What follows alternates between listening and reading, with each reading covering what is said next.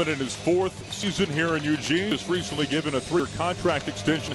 In fact, that paperwork going through to the day before Thanksgiving.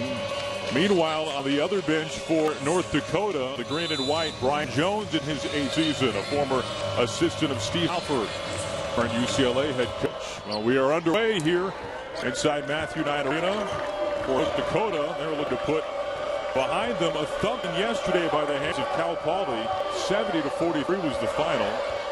Keep in mind that entrance tournament, North Dakota was one of the top scoring teams in all of the country. They're averaging under 98 points a game in the top 5 of the nation in points scored. And here is Huff on the way to Chicago. And award by the Ducks. That is Waverly Austin. Let's get passed down low. Mosier does contact.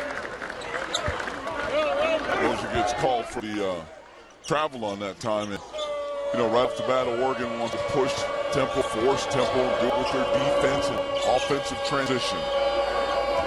And, Coach, this North Dakota team is one that will really spread you out, high screens, and try to get a lot of movement that way, don't they?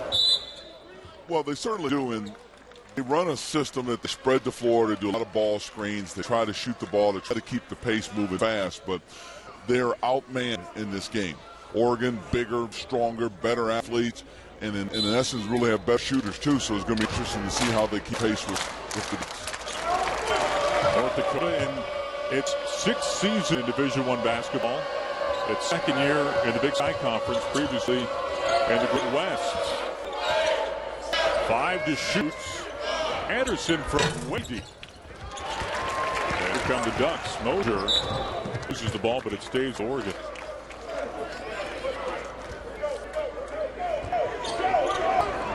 Jonathan Lloyd coming off a big afternoon yesterday, a career-high 13 assists for Oregon as they down Pacific 85-62. Austin driving, left hand. Put back try there, no good. Austin, another try. Underneath.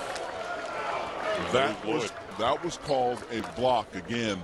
With the emphasis on the new rules this year, you have to be set before he goes into his shooting motion. And that time he started into the shooting rhythm before Jonathan Lloyd could get there. That's why it was called a block. Now that was Ron Nash, who sat out last year after transferring from Texas Tech. There is a discrepancy of some kind, perhaps, with clock. I think we had this problem yesterday as well, too, and I think they would have it corrected by now.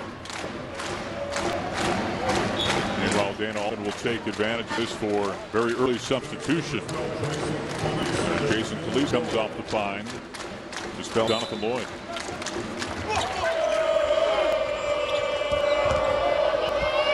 Nice step there by Nash, who's able to put it through.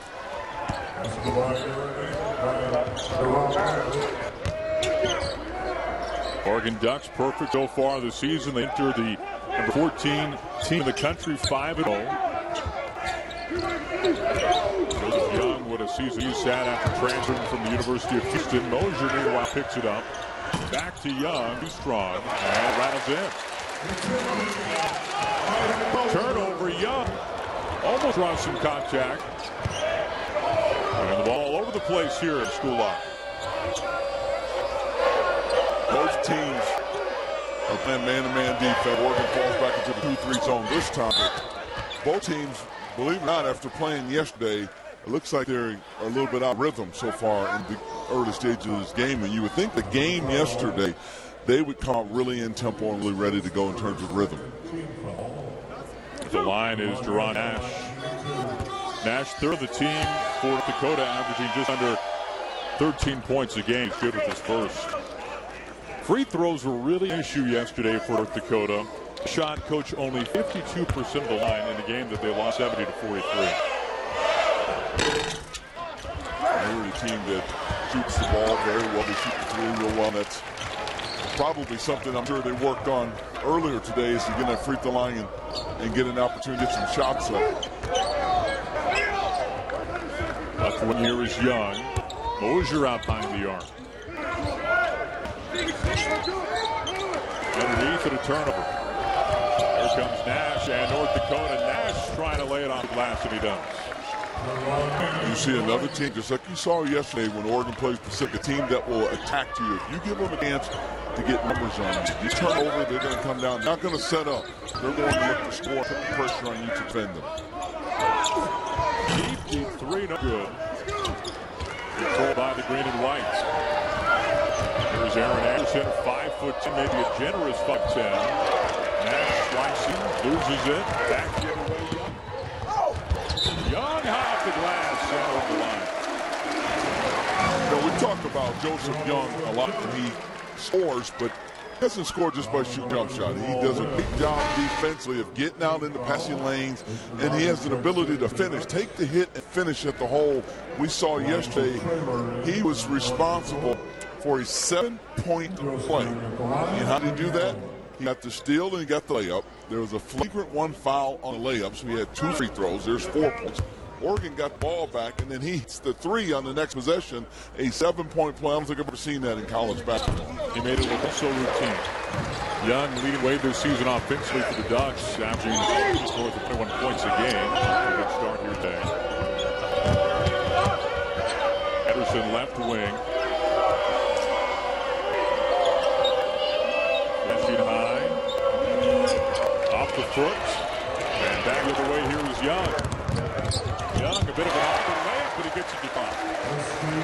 Good body control there. Every time Oregon scores, they go back to this pester press. Again, they force you to make mistakes. Not put a ton of pressure on the ball, but they're there just to make you think about it, and they fall back into that 2-3 zone. With the head fake, it's a knock away. Now has back again. Damon Dotson, he hit Dana Allman over there with a body shot. I thought Coach was going to go down with the count. Easy bucket there for Marty underneath.